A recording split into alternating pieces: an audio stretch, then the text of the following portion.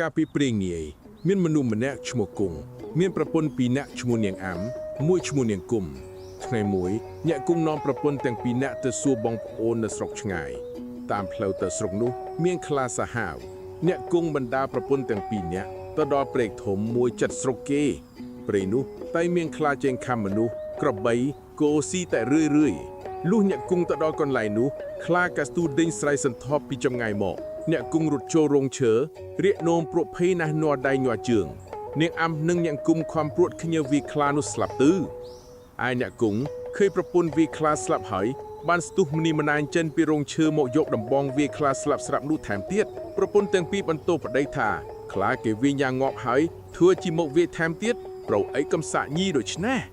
អ្នកគង់បំពេញទេប្រពន្ធថាមិនដែលមានស្រីណាវាខ្លាស្លាប់នោះទេមានតែប្រុសទេបានហ៊ានវាខ្លាតតែស្លាប់ហើយអ្នកគង់ក៏បុយវលិចចងខ្លានោះនាំប្រពន្ធសែងចូលទៅក្នុងស្រុកអោអ្នកស្រុកឃើញអ្នកគង់សែងខ្លាមកគេបបួលគ្នាមកមើលពេញហើយគេសួរថាអ្នកឯងធ្វើដូចម្ដេចបានជាបានខ្លានេះសាហាវណាស់វាតែងតែខំមនុស្សម្នាក្របីគោស៊ីតែរឿយហើយប្រពន្ធអ្នកគង់ក៏បាននិយាយប្រាប់អ្នកស្រុកថាអ្នកគង់គាត់ឃើញខ្លាវាបោលមកគាត់រត់ចូលក្នុងរោងឈើខ្ញុំពីអ្នកស្រីព្រួតគ្នាវាខ្លាទាល់តែស្លាប់អ្នកគង់លឺប្រពន្ធនិយាយបែបក៏បញ្ចៅរំលោភប្រពន្ធថាមិនដែលមានស្រីណាខ្លាំងហ៊ានវាខ្លាស្លាប់ទេមានតែប្រុសទើបខ្លាំងពូកែហ៊ានវាខ្លាស្លាប់បានអ្នកគង់ក៏អួតប្រាំអ្នកស្រុកថាការដែលខ្លាវាស្ទុះមកនឹងខំដូច្នេះខ្ញុំដាក់ស្នៀតគុណដូច្នេះបានជាវានិយាយបានហើយអ្នកគង់ធ្វើជាលោតគុណវាខ្លាឲ្យអ្នកស្រុកមើលហើយអ្នកស្រុកកោតខ្លាចអ្នកគង់រាល់គ្នាហើយឲ្យឈ្មោះថាគង់ហ៊ានតាំងពីថ្ងៃនោះមកឮល្បីឈ្មោះគង់ហ៊ានជាអ្នកពូកែចេះគុណវាខ្លាស្លាប់រឿងនេះជ្រាបទៅដល់ស្ដេចទ្រង់យកទៅចិញ្ចឹមធ្វើជាសេនាសម្រាប់ច្បាំងសង្គ្រាមលុះយូរបន្តិចទៅយួនជាមានសឹកគេលើកមុខច្បាំងយកនគរស្ដេចទ្រង់ប្រើគង់ហ៊ានឲ្យទៅច្បាំងសឹកគង់ហ៊ានឮស្ដេចទ្រង់ប្រើឲ្យទៅជួយច្បាំងសឹកដូច្នេះភ័យណាស់ពុំដឹងបើគិតធ្វើដូចម្ដេចនឹងមិនទៅច្បាំងមិនបានបិទស្ដេចទ្រង់ប្រើហើយខ្លួនបានទាំងល្បីឈ្មោះជាអ្នកខ្លាំងពូកែផងត្រឡប់មកផ្ទះវិញដែលសន្ធឹងសន្ថៃអត់បាយប្រពន្ធទាំងពីរអ្នកចោទៅសួរថាម្ដេចបានជាអ្នកដេកអត់បាយដូច្នេះមានបាហេតុភេទអ្វីប្រការដូចម្ដេចគង់ហ៊ានប្រាប់ថាត្បិតស្ដេចទ្រង់ប្រើឲ្យទៅច្បាំងសឹកឯលងនេះបងខ្លាចសឹកនោះណាស់មិនដឹងបើគិតដូចម្ដេចទេប្រពន្ធឆ្លើយឡើងថាអ្នកកំព្រួយចិត្តធានាលើខៀងទាំងអស់អ្នកក្រោកឡើងពីសាបាយឲ្យឆ្អិតងូទឹកឲ្យសបាយខ្លួនចោះគង់ហ៊ានលើប្រពន្ធលួនលោមដូច្នេះក៏បានធូរក្នុងចិត្តក្រោកឡើងងូទឹកស៊ីបាយរៀបគ្រឿងប្រដាប់នឹងទៅច្បាំងលុះរៀបរួចហើយបានវេលាល្អក៏ចូលទៅក្រាបបង្គំស្ដេចលាសេនាចេញទៅច្បាំងយកទាំងប្រពន្ធទៅផងគង់ហ៊ានជីខាងក្បាលដំរីប្រពន្ធជីខាងក្រោយមានរេពលហែហមអំមុខក្រោយជាក្បួនតបត្រៀបត្រាពេពេញលុះទៅចិត្តខ្មាំងសត្រូវមើលឃើញច្បាស់ប្រកបគង់ហ៊ានភ័យណាស់លេចអាចនោមញ័រដៃញ័រជើងដូចគេអង្រួនក្បាលដំរីឯដំរីគិតស្មានថាគេអង្រួនឲ្យខ្លួនបោលជោក៏ចេះតែបោលមុនរេពលទាំងអស់គ្មាននរណាតាមទួនឯខ្មាំងសត្រូវឃើញគង់ហ៊ានបំបោលដំរីចូលដូច្នេះគិតស្មានថាមេតបនេះពូកែណាស់ក៏បាក់ទ័ពចាញ់រត់យកតែប្រាអាយុដោយខ្លួនទៅឯគង់ហ៊ានឃើញខ្មាំងរត់អស់ក៏ធ្វើជាអួតក្អយក្អាងឲ្យអស់ណាមឿននិងរេពលកោតខ្លាចរាល់គ្នាអស់ណាមឿននិងរេពលឃើញគង់ហ៊ានលេចឯកមកដាក់ក្បាលដំរីស្អោយពាក់ពេញដូច្នេះគេសួរថាលោកមេតបថ្មីមិនដេចក៏លេចលាមកកដូច្នេះគង់ហ៊ានឆ្លើយថាបើកំពុងតែច្បាំងនឹងសត្រូវហើយជីផ្ទៃនឹងចុះទៅដោះទុកសัตว์ឯណាមានតែដោះទុកសัตว์លើក្បាលដំរីដូច្នេះឯងបើរវល់តែដោះទុកសัตว์ខ្មាំងវាមិនកាប់ស្លាប់ឥតអំពើទៅហើយឬអស់ណាមឿននឹងរេពលឬគង់ហ៊ាននិយាយដូច្នេះអ្នកខ្លះមានប្រាជ្ញាគេដឹងថាគង់ហ៊ានខ្លាចអ្នកខ្លះមិនសូវមានប្រាជ្ញាក៏កោតខ្លាចគង់ហ៊ានណា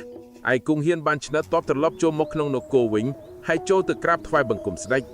ទ្រង់ជ្រាបថាគង់ហ៊ានទៅច្បាំងឈ្នះក្ដេញខ្មាំងរត់ចាត់ចាយអស់ទៅទ្រង់ត្រេកអរណាស់ទ្រង់ព្រះរាជទានយកសក្តីជាណាមឿនធំហើយព្រះរាជទានព្រះរាជទ្រព្យនិងគ្រឿងបណ្ដាការជាច្រើនទៀតតាំងពីខែនោះមកគង់ហ៊ានរត់តែអួតខ្លាំងពូកែក្អួយក្អាងឡើងទៀតលុះយូរបន្តិចទៅមានក្រពើសាហាវមួយចេះតែដេញខំមនុស្សម្នាអ្នកឈ្មោះលោកដូដារកស៊ីខាងជើងទឹកជើងកំពុងគេខ្លាយរកអាគ្រប់គ្នាមិនមានអ្នកណាហ៊ានចោះងូទឹកឬដើរទូកសោះអស់រះពីបានចិត្តណាស់រឿងនោះក៏ជ្រាបទៅដល់ស្ដេចទ្រង់ត្រាស់ប្រើគង់ហ៊ានឲ្យទៅចាប់ក្រពើឯគង់ហ៊ានលីព្រះបន្ទូលដូច្នេះនឹងភ័យណាស់ប៉ុន្តែមិនហ៊ានទៅតឹងព្រះបន្ទូលក៏ទទួលថានឹងយកអាសាសូមទ្រង់កំព្រួយហរតីគង់ហ៊ានត្រឡប់មកផ្ទះនិយាយនឹងប្រពន្ធថាគេហៅអើយឥឡូវនេះស្ដេចទ្រង់ឲ្យយើងទៅចាប់ក្រពើក្នុងទន្លេបិទក្រពើនោះសាហាវណាស់ម្ដងនេះឃើញថាមិនរួចខ្លួនទេមុខជាក្រពើខំស្លាប់មិនខាន ពីមុនលើកគោក គ្រាន់តែនឹងមើលទៅឃើញឥឡូវនេះនៅក្នុងទឹកធ្វើដោយមិនได้នឹងកិច្ចរួចប៉ុន្តែស្ដេចទ្រង់ប្រាហើយនឹងមិនទៅក៏មិនបានបាទដូច្នេះមានតែទៅលោតទឹកឲ្យក្រពើវាខំស្លាប់តែម្ដងគង់ហ៊ានគិតនឹងប្រពន្ធដូច្នេះហើយក៏ហៅកូនខ្មៅមកធ្វើជាទៅចាប់ក្រពើ